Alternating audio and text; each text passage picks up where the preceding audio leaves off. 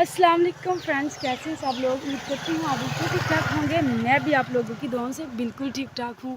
तो फ्रेंड्स, जैसा कि देख सकते हैं आप कि मैं अपनी आखिरी आरामगाह में खड़ी हूँ इस वक्त, जो कि हमारी आखिरी आरामगाह है, यानी कि कब्रिस्तान में।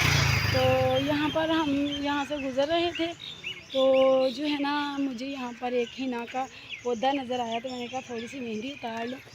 तो मैं टेंशन में थी, मैं किसी के पास जा रही थी किसी से थोड़े से पैसे उधार लेने के लिए, ताकि मैं आज एक हफ़्ते तक का जो राशन है ना वो डलवा सकूँ। 1 किलो घी हो, 2-4 किलो आटा हो, 4-5 किलो आटा हो, तो एक हफ़्ता गुजर जाएगा। क्योंकि मैंने इतना उजाड़ा तो डालना कोई नहीं, ना तो पहले हम डालते ना आप डालेंगे।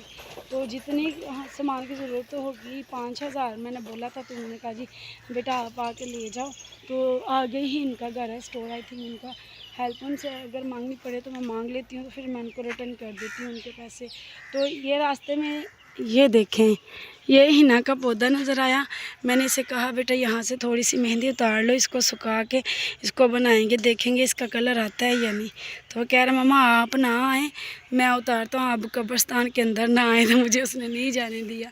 तो इतने गम में भी जो है ना, मुझे कुछ ना कुछ सूझी रहती है, कुछ ना कुछ तो शरारतें मेरे माइंड में चलती रहती हैं। तो कोई नहीं, बस अल्लाह बेहतर करने वाला है। अल्लाह आसानियाँ करे हमारे लिए भी और उनके लिए भी।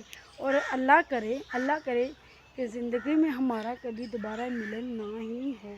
क्योंकि हाँ, बच्चों को मैं कभी नहीं रोकूँगी, ना ही मैं इनको कहूँगी कि बच्चों को ना मिले या बच्चे इनसे ना मिले।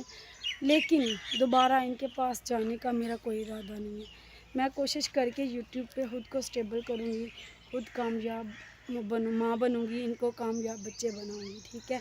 तो ये देखिए कितना बड़ा कब्रिस्तान है, तकरीबन 15-20 मिनट की दूरी पे यहाँ से आगे है।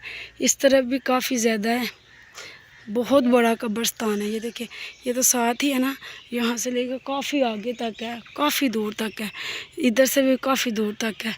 जितना वो प्लाट देख रहे हैं जिसके ऊपर लिखा हुआ ये कारखाना है, यहाँ से लेके यहाँ जहाँ तक ये नज़र आ रहा है ना, यहाँ इतना दूर आ गया है। तकरीबन 10-15 मिनट लग जाते हैं इस कब्रिस्तान से गुज़रने में। तो ये मशहूर कब्रिस्तान है वज़ीराबाद का पीर मिठा कब्रिस्तान, जिसमें से हम गुज़र के जा रहे हैं। तकरीबन 1 बजे का टाइम है, तो हम जा रहे हैं गुज़र के, क्योंकि हमारी मजबूरी है, जाना तो पड़ेगा ही। तो ये रास्ते में देखी तो मेहंदी लगाने का मुझे भी बहुत शौक़ है और मेरी बेटियों को भी। तो मैंने कहा उतारो, चलो बस करो, काफ़ी है इतना। तो अभी हम जा रहे हैं, उनसे पैसे लेंगे, उनसे सौदा लेंगे, राशन वगैरह, तो फिर घर आ जाएंगे। घर तो नहीं आएंगे, एक तवा भी लेना है, तवा नहीं है क्योंकि वो तो उनके घर रह गया, अब हमें तो अपना करना पड़ेगा ना। तो चलिए करते हैं आज के व्लॉग का यहीं पर एंड। आप लोगों को हमारा आज का व्लॉग कैसा लगा कमेंट्स में लाजमी बताइएगा। मिलती हूँ आप लोगों को नेक्स्ट व्लॉग में, तब तक अल्लाह हाफिज़। उठा लिए, झोली में डाल लिए, चलो आ जाओ, पास आके तो दिखाओ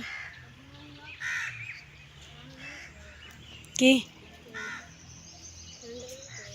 एंड ना करा।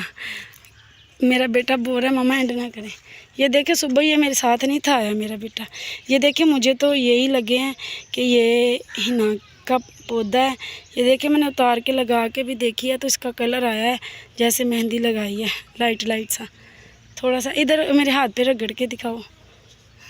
ये देखिए मैं आपको दिखाती हूँ, इसका कलर भी आया, मैंने लगाया ना तो आया इसका कलर। ये देखें आया ना, ये इसका कलर भी आ रहा है।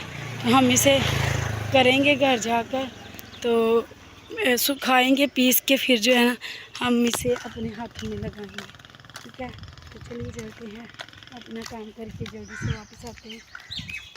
क्या कह रहे हैं।